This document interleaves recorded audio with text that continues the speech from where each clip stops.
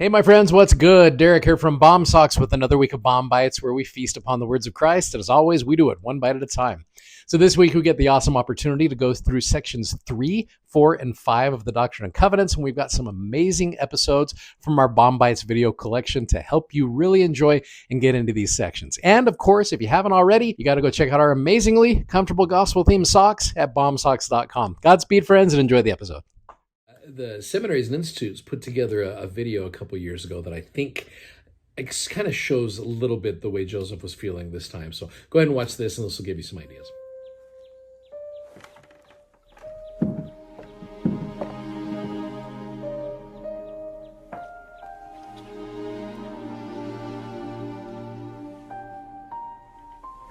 Children, remember to seat them.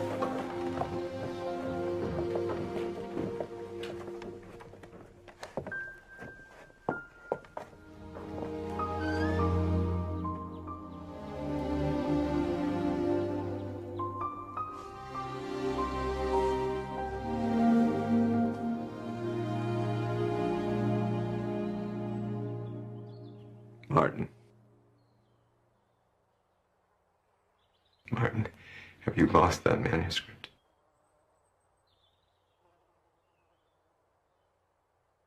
Have you broken your oath?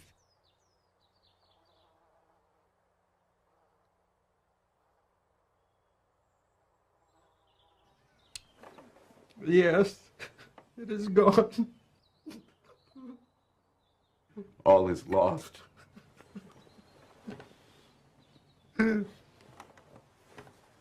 I should have been satisfied with the first answer.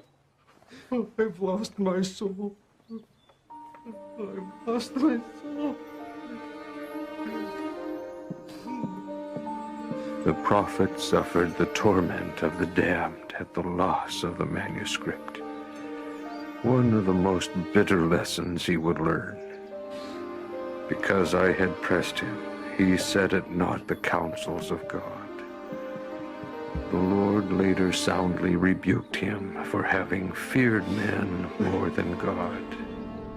So now, the reason I decided to pause it right here is I want you to go to section 3 of the Doctrine and Covenants. So in section 3 of the Doctrine and Covenants, I really just want to focus on probably about the first 10 verses or so, but I'm going to take them a little bit out of order. I want to start with section 3 and go to verses 5 through 7. Now, here is the Lord being, we said in the Doctrine and Covenants, in the introduction, it says, you will see the firm but loving voice of the Lord. And here's that firm but loving voice of the Lord. Verse number 5, behold, you have been entrusted with these things.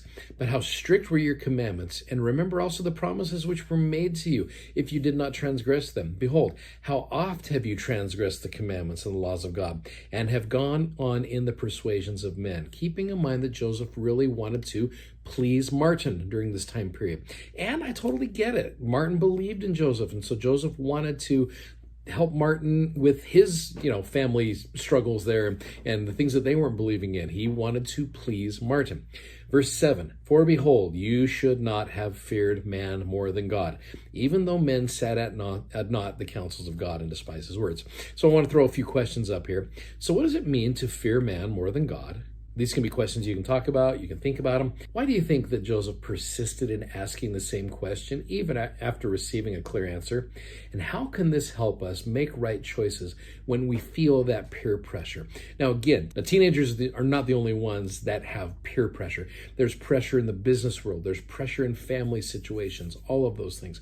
And so that's something I think you could even think about or talk about as a family, what it means to fear man more than God. Thanks so much for liking these videos. Thanks for sharing these videos, and thanks for subscribing. And like I said, check out our socks, bombsocks.com. Godspeed. See you tomorrow. Take care, friends. Bye-bye.